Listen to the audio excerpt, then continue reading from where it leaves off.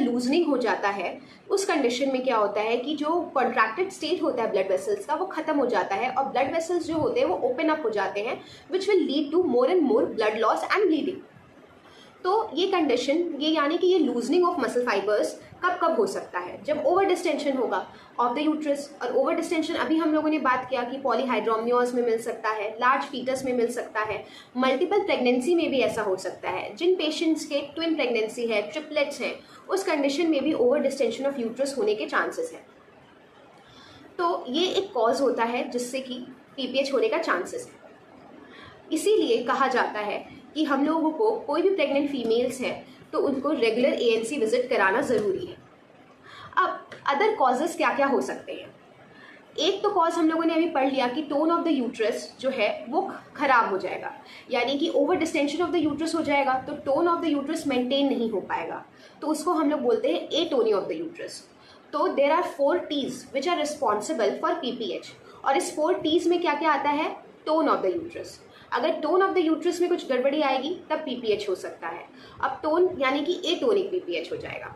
दूसरा टी किसको रेफर करता है? The second T refers to trauma.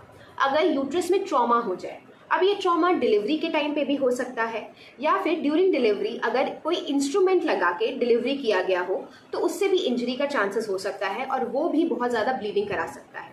इसीलिए वक्त रहते इस ट्रॉमा को पहचानना बहुत ज़रूरी है और उसको सही करना बहुत ज़रूरी है। तीसरा टी होता है टिश्यू, यानी कि कोई भी रिटेन टिश्यू अगर यूट्रस में रह जाए, यानी कि कोई रिटेन टिश्यू का मतलब है कोई भी प्लेसेंटल टिश्यू।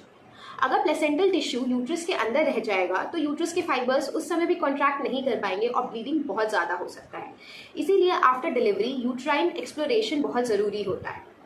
और लास्ट टी होता है थ्रोम्बिन, यानी कि कोई भी coagulation defect may also lead to PPH. इसीलिए एक प्रेग्नेंट फीमेल को ड्यूरिंग हर एंटायर प्रेगनेंसी सारे एएनसी चेकअप्स, सारे कोगुलेशन चेकअप्स करवाते रहने चाहिए।